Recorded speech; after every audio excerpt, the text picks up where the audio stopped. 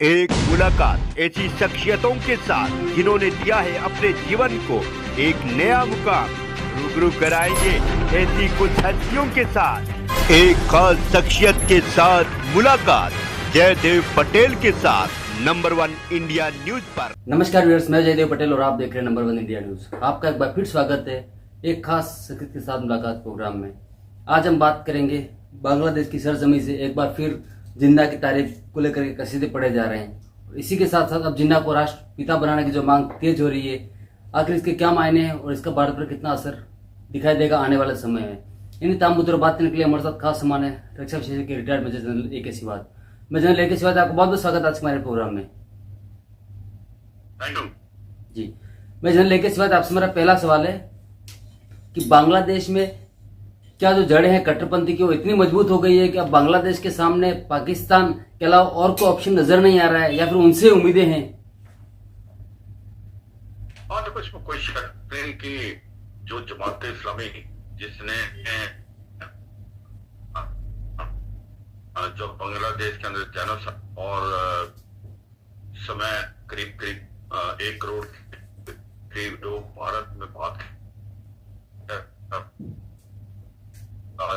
30 से 40 लाखों का रेप हुआ था और बहुत मेरे को मुश्किल से फ्रीडम मिला था, जिसके अंदर भारत की बहुत ज्यादा इन्वॉल्वमेंट थी।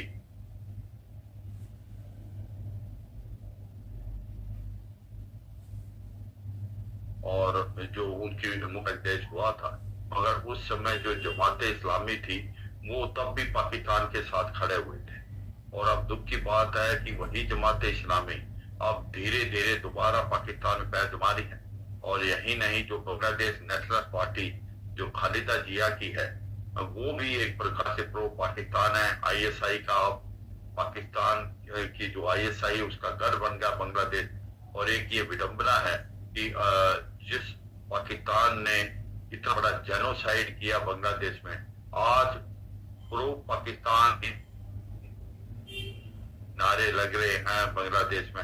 और कहीं ना कहीं जो जिना जो कि एक प्रकार से फादर ऑफ नेशन माने जाते हैं पाकिस्तान में, और बांग्लादेश में उनके ऊपर बहुत हेट्रेड थी, स्पेशली आफ्टर जो हुआ तो 1971 में। आज वो दोबारा एक प्रकार से ये आवाज आ रही है बांग्लादेश में कि उनको फादर ऑफ नेशन बनाना चाहिए। और जो मुजीबुर रहमान जिसे अपनी जान तक निछावर कर दी, अपनी सारी जिंदगी लगा दी बांग्लादेश के लिए, आज उसकी जो भी मूर्तियां थी, फोटो थे, उनको बिल्कुल उन्होंने बर्बाद कर दिया है और उसको बिल्कुल भुला दिया गया है।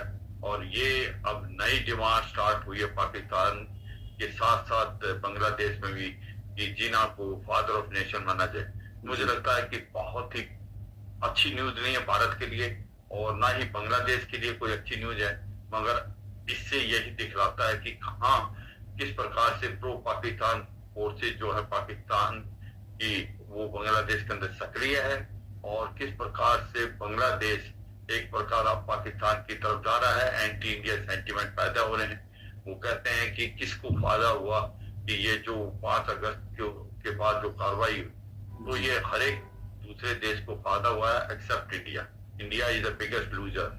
और ऐसा लगता है कि जिस प्रकार से अब बांग्लादेश के अंदर डेवलपमेंट हो रही है, बांग्लादेश जो है वो एक प्रकार से प्रो पाकिस्तान बनता जा रहा है और आने वाले समय में वो एक कट्टर मुसलमान देश बन जाएगा। और ये भारत के लिए बहुत ही बड़ी चिंता का विषय है। जी, मैं जनरल ए के सिवा, जिस तरीके से पाकिस्तान में सैनिक का ये कहें कि सेना का जो शासन चला आ रहा है, क्या आपको लगता है कि बांग्लादेश भी अब पाकिस्तान की तर्ज पर उसी की राह में कहीं के आगे बढ़ता हुआ जा रहा है, जिसमें कहीं के बांग्लादेश की जो सेना है शायद हो सकता है उसका पीछे से कोई कमान भी हो? हाँ, बिल्कुल हो सकता है, क्योंकि अगर आप देखें कि पाकिस्तान की फौज जो हरदम या तो पाकिस्तान को डायरेक्टली रूल किया है या उसने पीछे से रूल किया है। मतलब कि अगर आप 76 ईयर्स अगर पाकिस्तान के देखें तो कम से कम ज्यादातर टाइम पाकिस्तान की फौज उसको डायरेक्टली रूल करती है या उसने एक प्रकार सिविलियन जो गवर्नमेंट है वो मुकराती पर पीछे से पाकिस्तान की फौज और ऐसा लगता है कि जिस प्रकार से बांग्लादेश 1975 के अंदर शेख मुजीबुर रहमान को मार दिया गया था, उसके बाद एक दौर आया था जिसके अंदर मार्शल लॉ लगा था और आर्मी का रोल ज्यादा था, और ऐसा लगता है कि पाकिस्तान के साथ साथ बांग्लादेश भी उसी तरफ जा सकता है। बांग्लादेश में कट्टरवादी ताकतें बढ़ती जा रही हैं, रेडिकलाइजेशन बहुत ज्यादा होता रहा है, जमात इस्लामी बहुत ज्यादा पावरफुल हो जाएगी जो कि प्रो पाकिस्तान है, और ये बांग्लादेश नेशनल पार्टी भी एक प्रकार ISI के बहुत नजदीक है। तो ऐसे में पाकिस्तान के साथ साथ बांग्लादेश के अंदर भी अगर आर्मी टेक ओवर कर देती है तो कोई अचरज की बात नहीं है, हो सकता है। अभी तक तो इतना ऐसा लग नहीं रहा, मगर हो सकता बांग्लादेश के अंदर भी जो बांग्लादेश की फौज है वो टेक ओवर करे।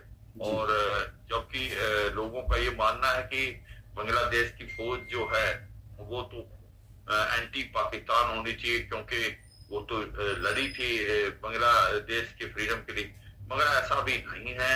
बहुत ज्यादा कट्टरपंथी रेडिकलाइजेशन हुआ है, तो पाकिस्तान की और बांग्लादेश की फौज भी काफी नजदीक है, और ये दुख की बात है मगर ये सच्चाई है।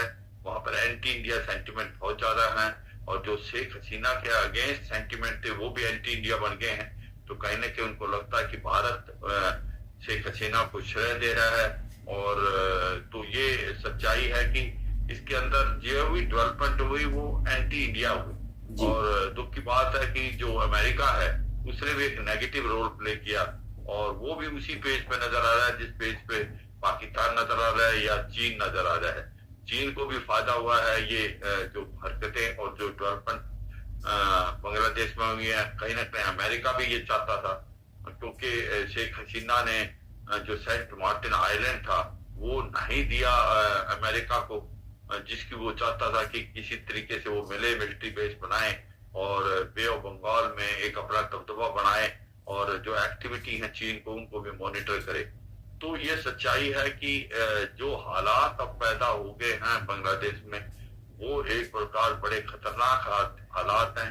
एक वो रेडिकलाइजेशन की तरफ जा रहा है, और भारत के लिए चिंता का विषय है।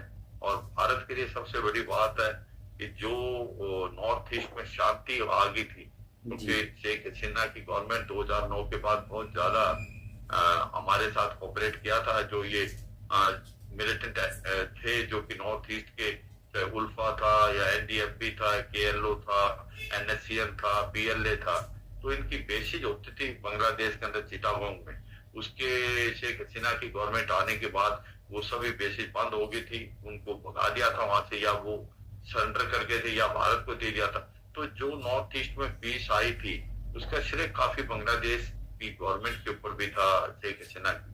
तो अब क्या होगा, क्या जिस प्रकार से मणिपुर में भी अभी हालात अच्छे नहीं है, क्या बांग्लादेश ऐसा तो नहीं है कि दोबारा ये जो मिलिटेंट्स हैं इनको बेच देगा, और एंटी इंडिया सेंटिमेंट पैदा होने के कारण आपको लगता है कि ये होना संभव है।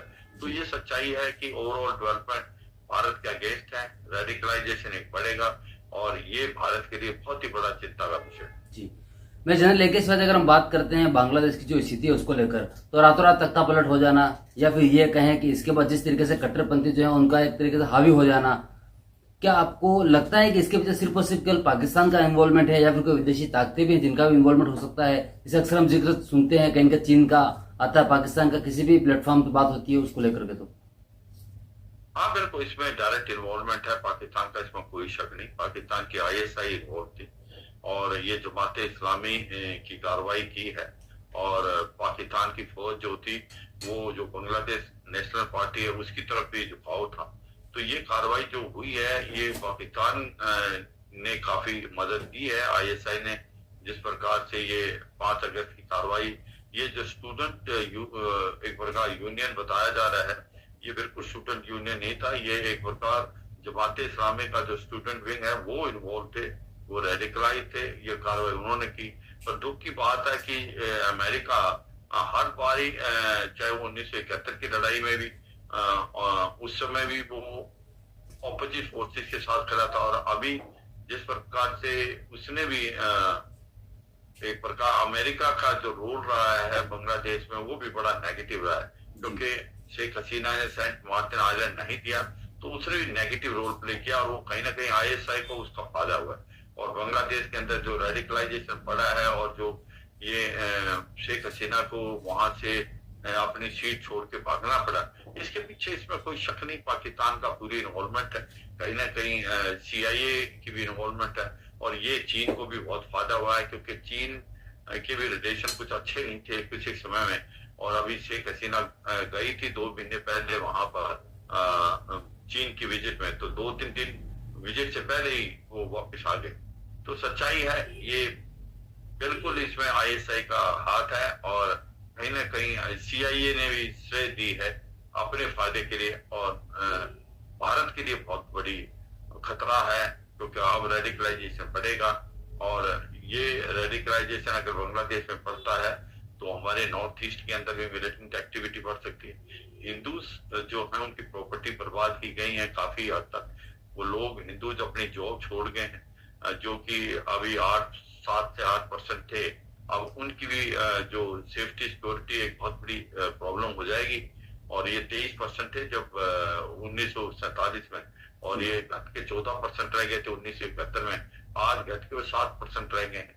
और वो हिंदूज को अब जिस प्रकार से एक प्रकार से उनको मारा जा रहा था, उनकी प्रॉपर्टी बर्बाद की गई थी, उनकी जॉब छीन ली गई, वो भी भारत के लिए एक बहुत बड़ा चिंता का विषय है। जी, मैं जान लेके साथ आपसे मेरा एक आखिरी सवाल है कि बांग्लादेश की जो मौजूदा हालात जो है, वर्तमान जो स्थिति है, उसके देखते हुए भारत को किस तरीके से गंभीर इस पर सोचने की जरूरत है, कदम उठाने की जरूरत है, और कितना कुछ प्रोएक्टिव कदम इसमें ले सकती है इंडिया गवर्नमेंट?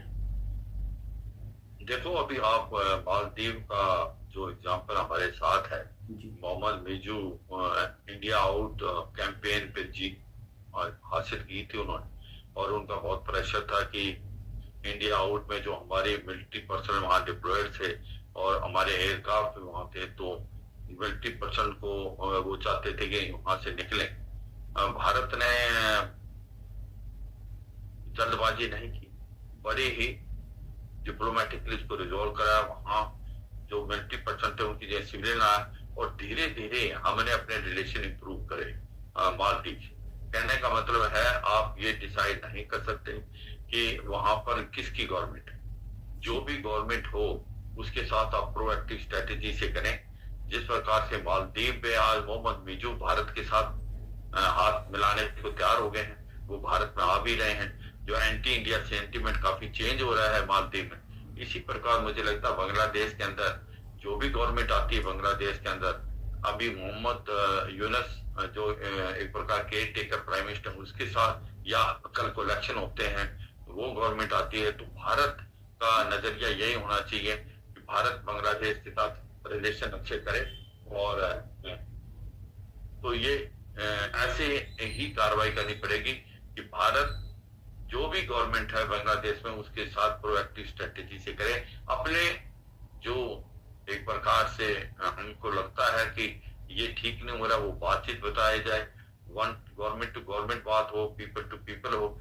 जो रिलेशनशिप बने थे 15-20 साल में उसको हमने खोना नहीं। जो कुछ हुआ है बांग्लादेश में वो एक प्रकार अनफॉर्चुनेट है, मगर इसको पीछे देखते हुए हमें आगे बढ़ना चाहिए। सबसे बड़ी प्रॉब्लम भारत और बांग्लादेश के अंदर आएगी शेख हसीना की क्या फ्यूचर क्या हो, क्योंकि शेख हसीना को कोई अभी शरण नहीं दे रहा है, ये एक बड़ी प्रॉब्लम आ गई भारत के लिए, मगर भारत उसको छोड़ नहीं सकता। तो मुझे लगता है कि भारत प्रोएक्टिव स्ट्रेटेजी से बांग्लादेश के आने वाले समय में रिलेशन ठीक करेगा, करने चाहिए। वो दोनों देशों के लिए फायदे हैं, क्योंकि बांग्लादेश भी समझेगा कि उसकी इकोनॉमी भारत के ऊपर बहुत डिपेंडेंट है और भारत के अगेंस्ट रिलेशन रख के बांग्लादेश सर्वाइव नहीं कर सकता। ये बात उनको समझ आएगी, क्योंकि भारत और बांग्लादेश की जो इकोनॉमी है वो इंटरवोवन है।